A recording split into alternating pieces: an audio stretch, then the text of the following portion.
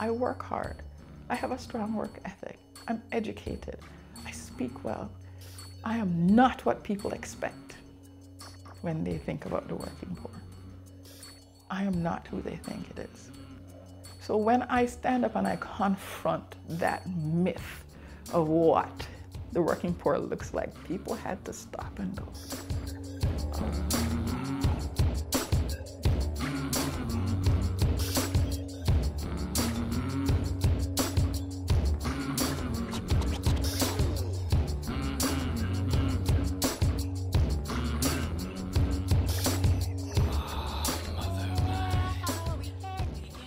There was never a moment when we did not know that as a woman, you do what you want to do.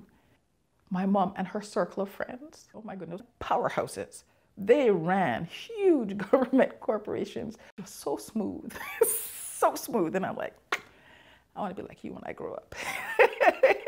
I was in university, at Bishop's University in the Eastern Townships in Quebec.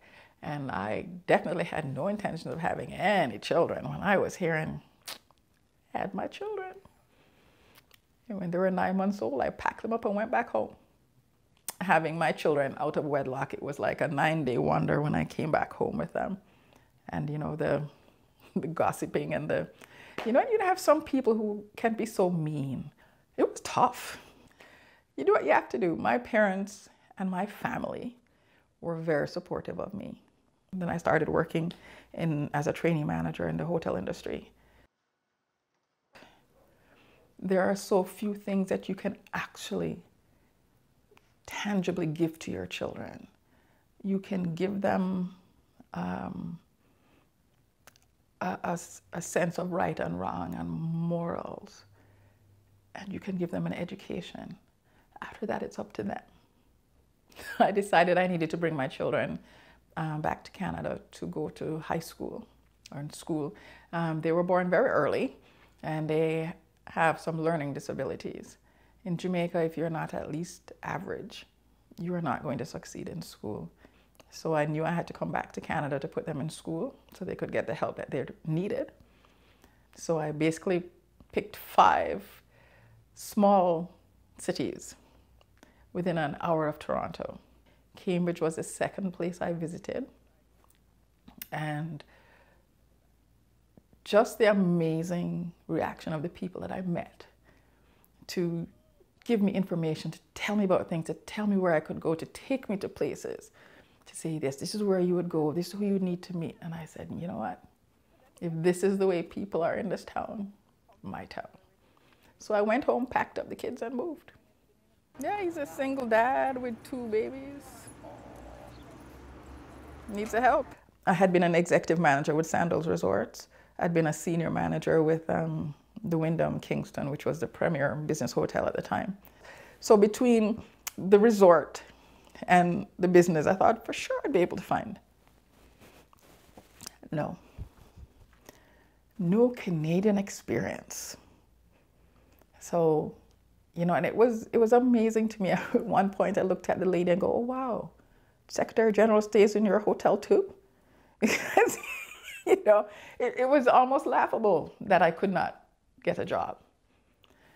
They don't value what you've done. And is there racism in that? Yeah, there is. I had another friend who came up with me around the same time. We worked similar work experience. She had a job within a week. The only difference between her and I is that she's white. The thing with racism in Canada is that it's, until recently anyway, it's not overt. There's always some kind of euphemism or some kind of way around it. But it's there. Couldn't get a job, so I ended up going to a temporary agency. Minimum wage data entry, that's what I did. I was lucky enough to get in with a company that then decided that they wanted to hire me. And I worked with them for about 7 years, and that was a good job. Not playing to the skills and knowledge that I had, but at least it was a job that paid decently. Got benefits, bonuses, was able to do a fair amount of overtime. So I was doing well until they decided that they were moving of their jobs overseas. And so we were all made redundant. So now I'm in my 40s. Ageism starts to come into play on top of everything else. So trying to find a job was impossible. And I ended up in retail. Again, your minimum waging, and very disturbing. By that time I had a house and a car, and minimum wage was not going to pay the mortgage. You become very isolated, and then it's easy to cave and not to go anywhere and not to do anything. You don't want to answer the phone, you don't want to talk to anybody, you don't want to, people say, oh, how are you? Fine. you know, because what are you going to say? Oh, well, things are just terrible. I have no heat, I have no light, I have like no food, who are you going to tell that to? Why would you tell it to anybody? The embarrassment and the shame. And I ended up losing my house. You fought with everything that you could to try and stave it off and find a way to fix it. But and it was a very, very dark time. I was working 5-6 days a week in retail while living in Bridges, because I just couldn't find a place I could afford. And it was awful. The otherism is so strong. That's what I know about living there. People have an instant, idea of what you are from your circumstances. So I was Black, female, and a single mother and not working. And it's just flags everywhere for people. They haven't investigated who I was, what I've done, all the work I've done, that I've taken care of, paid my taxes, I've done everything. And that this is just, a bump in my road has brought me here. But when you're the working poor, any bump will bring you there. I finally did find somewhere to live and moved out and started trying to piece things together again. There are times when I know that I was clinically depressed. I know there's a time when I literally just want to go home and put the covers over my head and not come out. I was very lucky in that I had really amazing friends who would not let me stay there. I had a very strong church family. I go to the Calvary Church on Hesper Road, and they were not willing to leave me there. And they walked that journey with me. I would come home and there would be food on my steps. There was a couple who paid for my internet so that I could go to school. There was a grandma in there who I know looks after her kids, her grandkids. And she gave me $50 every month to pay for my bus pass so that I could go to school. And with this support around me, it stopped me from spiraling. As strong as you can be, some things really can defeat you if you let it.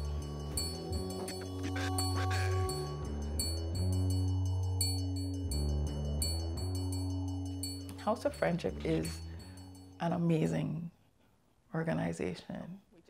Then we can do a cost sharing where you could pay half and I could pay half. I love working there. When they offered me the job, I'm like, are you serious? Punking me, are you? I really get the job? Oh, all right. I was so excited. It boosts your confidence. And so when you walk in, you're ready. So we have to practice. You ready? Ready. Come on. So we're up. And we're going to do our Superman pose. What's your best Superman pose besides? I think sometimes when they can look and say, well, if you can do it, I can do it. And so they can find it in themselves to go, yes, I can. Sometimes you sit there with the Superman thing. Come on, Superman with me. I am fearfully and wonderfully made and I can do it. Just imagine the cape is floating off your back, which means that you have to have it really high because I am the best. Let me hear you. I am the best. Louder than that. I am the best. That's right. How does that make you feel? Good. Doesn't it? That's exactly what you got to do. Just 5 minutes before you go in. It feeds me. Yes, there are days when you're at home crying and eating chocolate because chocolate is the answer to everything. But the amazing feeling when you know that you got through to somebody or somebody is on a path to change, to really make something different in their lives. There's no feeling like that in the world.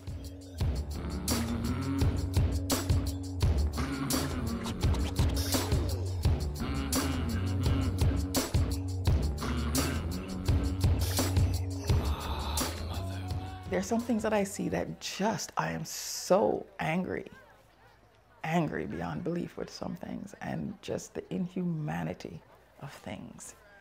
And once again, the otherism, you know, I'm in awe some days that people can even have a thought in their head like that. But then I watch that more and more people are standing up and saying no.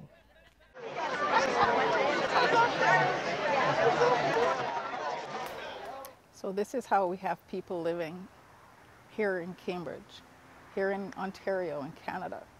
We have people who this is how they live. We have nowhere for these people to go. We have one shelter which is full to the brim every day. This is what happens. Where do they go? They have nowhere to go. We also have people with addictions. And it's hard to house people with addictions, especially if they're not getting the support that they need. What do? This is not acceptable. This is not how people would live. What happens when it rains?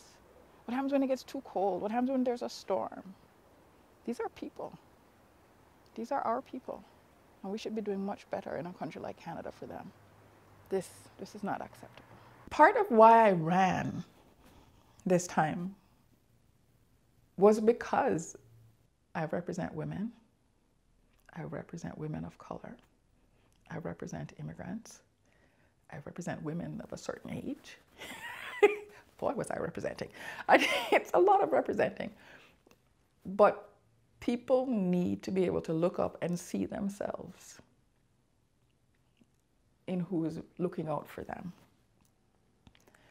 But I had absolutely no idea what it took to run a campaign and how brutal it is. I mean, it's really physically challenging in a lot of ways, and mentally challenging, and emotionally challenging, because you will not believe how mean people get.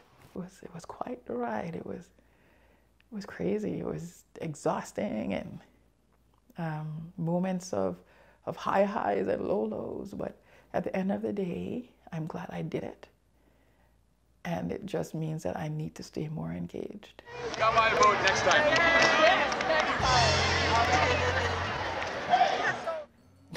A tear is never wasted, not even one. Because everything I've been through, as bad as it could have been, it has made me what I am. It's made me to be able to work where I work. It's made me be able to understand who I serve. It's made me be able to say, yes, I will run for Parliament because I know where we need to take legislation, because I understand what that is.